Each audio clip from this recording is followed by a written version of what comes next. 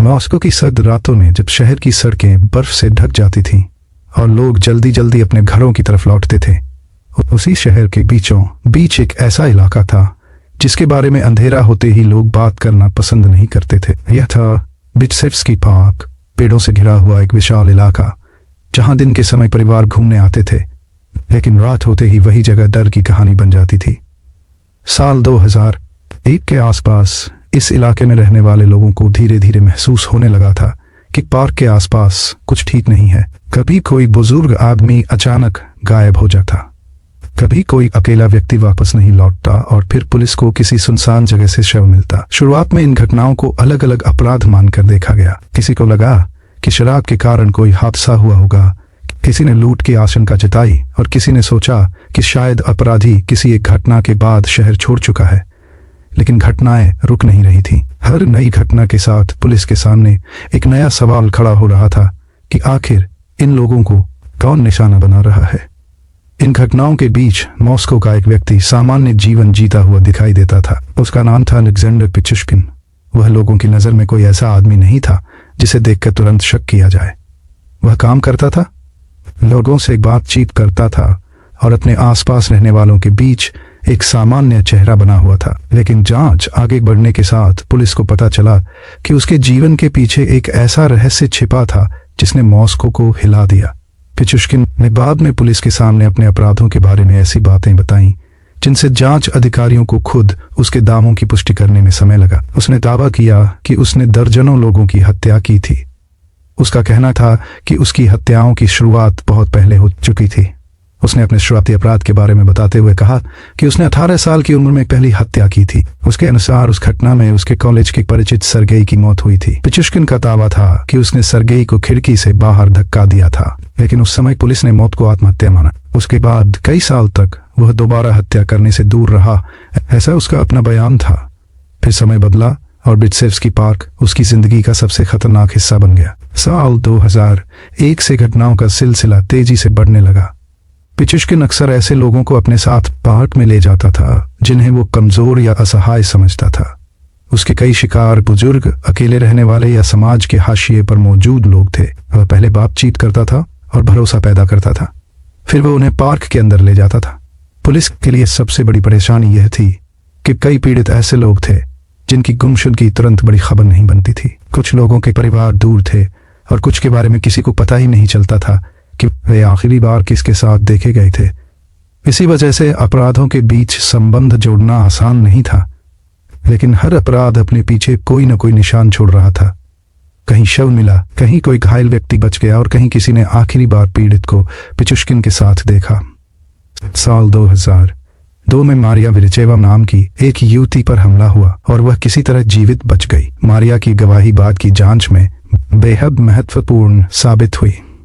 उसने पुलिस को बताया कि वह पिचुश्किन के साथ पार्क में गई थी और उसके बाद उस पर हमला किया गया। उसने उसका नाम और पता भी बताया था, लेकिन उस समय इस सूचना पर वह कार्रवाई नहीं हुई जिसकी जरूरत थी। बाद में इस लापरवाही को लेकर पुलिस अधिकारी के खिलाफ कार्रवाई हुई। यह घटना इस पूरे मामले का एक बेहद महत्वपूर्ण मोड़ थी, क्योंकि एक संभावित हत्यारे का नाम पुलिस के सामने पहले ही आ चुका था। लेकिन उस समय किसी को अंदाजा नहीं था कि उसके खिलाफ आगे चलकर कितने गंभीर आरोप सामने आने वाले हैं। पिचुश्किन का अपराध करने का तरीका धीरे धीरे जांच अधिकारियों के सामने साफ होने लगा। वह अक्सर लोगों को बातचीत के जरिए अपने साथ ले जाता था और उन्हें बिचसेव्स्की पार्क के सुनसान हिस्सों में पहुंचाता था। कई शव ऐसे स्थानों पर मिले जहां आम लोगों की आवाजाही कम थी। जांच में यह भी सामने आया कि कुछ पीड़ितों को नालों और सीवर के गड्ढों के आसपास फेंका गया था।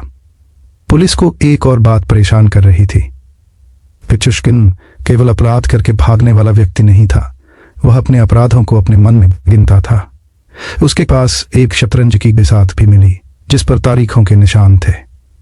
जांच अधिकारियों को लगा कि वह अपने अपराधों की संख्या को शतरंज की बिसात के 64 खानों से जोड़ रहा था। यही वजह थी कि बाद में उसे चेसबोर्ड किलर कहा जाने लगा। लेकिन उसके अपराधों की सच्ची संख्या को लेकर आज भी उसके दावों और अदालत में सिद्ध अपराधों के बीच अंतर है। पिचुश्किन ने बाद में 60 से ज्यादा हत्याओं का दावा किया। उसने कहा कि उसने 61 लोगों की जान ली थी, लेकिन पुलिस और अदालत के सामने साबित हुए मामलों की संख्या इससे कम थी। यही अंतर इस मामले को समझने के लिए बहुत जरूरी है। किसी अपराधी का खुद से किया गया दावा अपने आप में हर घटना का प्रमाण नहीं बन जाता। जांच अधिकारियों को हर हत्या के लिए अलग सबूत चाहिए था। साल 2006 आते आते पुलिस के सामने तस्वीर बदलने लगी थी।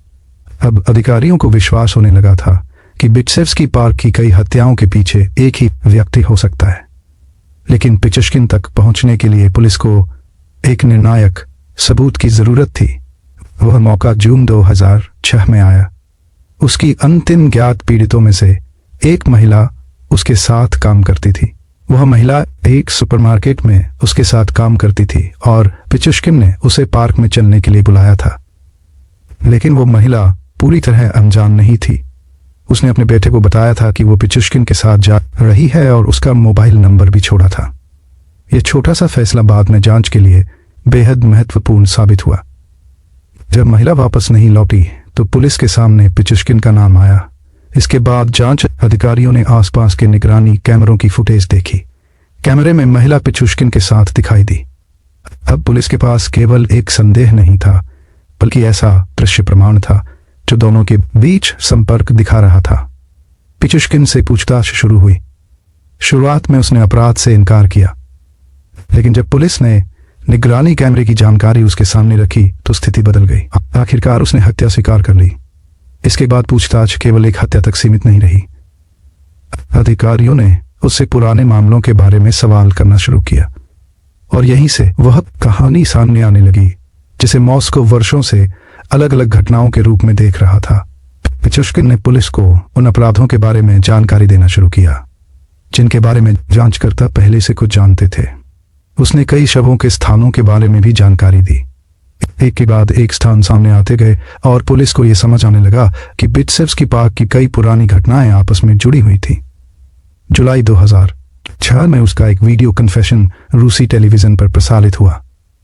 उस वीडियो में उसने खुद को बिट्सेव्स्की इलाके के हत्यारे के रूप में स्वीकार किया और 60 से अधिक हत्याओं का दावा किया। उसके बयान ने पूरे रूस में सनसनी फैला दी। लोगों के लिए यह विश्वास करना मुश्किल था कि इतने लंबे समय तक एक व्यक्ति मॉस्को जैसे बड़े शहर में इतने अपराध कर सकता है। उसने यह भी कहा कि अगर पुलिस उसे नहीं पकड़ती तो वह रुकने वाला नहीं था। उसका बयान यह बताता था कि उसके लिए हत्या कोई एक बार की घटना नहीं थी, बल्कि एक लगातार बढ़ती हुई मानसिक मजबूरी बन चुकी थी। लेकिन जांच अधिकारियों ने उसके हर दावे को तुरंत सच नहीं माना। पुलिस को उसके बयान और वास्तविक सबूतों के बीच अंतर करना था। 3 ऐसे लोग भी थे जो उसके हमलों से बच गए और जिनकी गवाही ने जांच को मजबूती दी। इन बचे हुए लोगों में से एक ने पिचुश्किन को पहचानने में मदद की। इसके अलावा अपराध स्थलों से मिले सबूत, गवाहों की जानकारी, निगरानी फुटेज और उसके अपने बयान को मिलाकर मामला तैयार किया गया। पिचुश्किन पर आखिरकार हत्या 48 कुवैती दीनारों मामलों और हत्या के प्रयास के 3 मामलों में दोष सिद्ध हुआ। 2007 में मॉस्को की अदालत ने उसे दोषी ठहराया। उसे आजीवन कारावास की सजा दी गई। अदालत में साबित मामलों की संख्या उसके उस दावे से अलग थी जिसमें उसने 61 हत्याओं की बात कही थी। यही इस कहानी का सबसे जरूरी हिस्सा है। एक अपराधी का कन्फेशन भले ही कितना डरावना हो, कानून के लिए हर घटना का प्रमाण अलग से जरूरी होता है।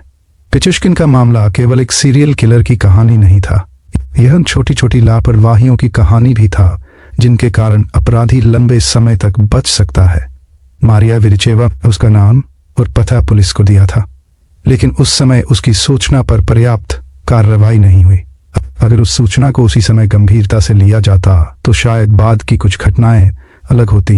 यह कहना संभव नहीं कि कितनी जानें बच सकती थीं, लेकिन यह जरूर दिखाई देता है कि एक सर्वाइवर की आवाज को गंभीरता से लेना जांच में कितना महत्वपूर्ण हो सकता है। पिचुश्किन की गिरफ्तारी के बाद बिट्सेव्स्की पार्क को लेकर लोगों की सोच बदल गई। जो जगह कभी सामान्य शहर के भीतर मौजूद एक बड़ा पार्क थी, वही स्थान अब रूस के सबसे कुख्यात अपराध मामलों में से एक से जुड़ चुका था। लोग उन रास्तों को अलग नजर से देखने लगे जहां कभी रोजमर्रा की जिंदगी चलती थी। पुलिस ने पुराने मामलों को फिर से देखा। गुमशुदगी की रिपोर्टों, पुराने शवों और अज्ञात मृतकों के रिकॉर्ड की तुलना की गई। कई परिवारों के लिए यह जांच उम्मीद भी लेकर आई और दर्द भी। किसी परिवार को वर्षों बाद अपने रिश्तेदार के बारे में जानकारी मिली तो किसी को यह समझ आया कि उनका अपना आदमी किस परिस्थिति में गायब हुआ था, लेकिन हर सवाल का जवाब नहीं मिला। पिचुश्किन के अपने दावे और अदालत में साबित घटनाओं के बीच अंतर आज भी इस मामले को चर्चा में रखता है। उसने 61 हत्याओं की बात कही थी, जबकि उसे 48 हत्याओं और 3 हत्या प्रयासों के लिए दोषी ठहराया गया। इसी वजह से इस कहानी को बताते समय उन संख्याओं को अलग अलग रखना जरूरी है। 2006 का वह कन्फेशन रूस के अपराध इतिहास की चर्चित घटनाओं में से एक बन गया। एक आदमी कैमरे के सामने बैठकर उन अपराधों की बात कर रहा था जिन्हें सुनकर सामान्य इंसान की कल्पना भी कांप जाए। लेकिन उस कहानी का सबसे भयावह हिस्सा कन्फेशन नहीं था।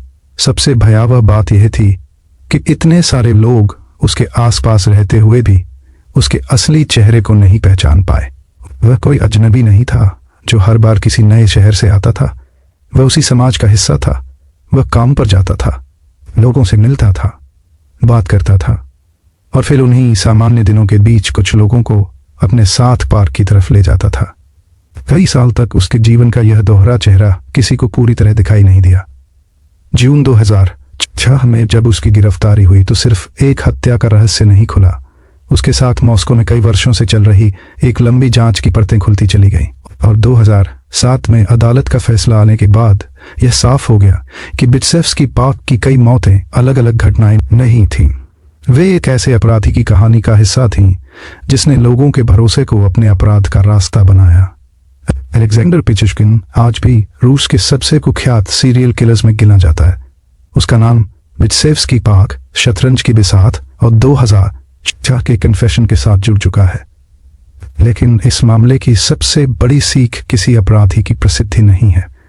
सीख यह है कि किसी भी गुमशुदगी को छोटा नहीं समझा जा सकता। किसी अकेले व्यक्ति की शिकायत को नजरअंदाज नहीं किया जा सकता। किसी सर्वाइवर की बात को केवल इसलिए हल्का नहीं माना जा सकता क्योंकि उसके पास तत्काल कोई बड़ा सबूत नहीं है। और सबसे जरूरी बात यह है कि अपराध की असली कहानी अक्सर एक बड़े धमाके से नहीं खुलती।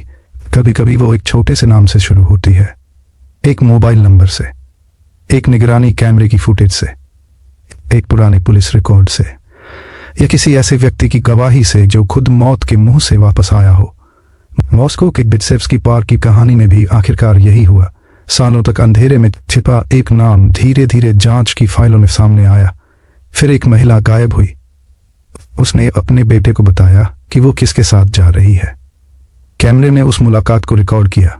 पुलिस ने उस फुटेज को देखा और आखिरकार वह आदमी पकड़ा गया जिसके बारे में बाद में दुनिया ने जाना कि वो दर्जनों हत्याओं का दावा कर रहा था। अलेक्जेंडर पिचुश्किन की कहानी यहीं खत्म नहीं होती, क्योंकि उसके दावों, पुराने मामलों और जांच में सामने आए सबूतों ने रूस के अपराध इतिहास में एक ऐसा अध्याय छोड़ दिया जिसे आज भी अपराध विशेषज्ञ और जांच एजेंसियां अध्ययन के तौर पर देखते हैं। और बिट्सेव्स्की पाक की उन सुनसान पगडंडियों ने लंबे समय तक मॉस्को को यह याद दिलाया कि शहर कितना भी बड़ा क्यों न हो, एक छिपा हुआ अपराध आखिरकार किसी न किसी निशान के पीछे अपनी कहानी छोड़ जाता है। If you enjoyed this video, there's plenty more waiting for you on Orc.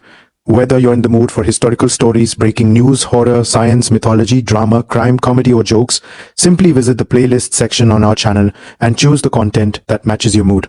Also, don't forget to check the video description. We've updated all of our playlists there, making it easy for you to find and enjoy the content that matches your interests.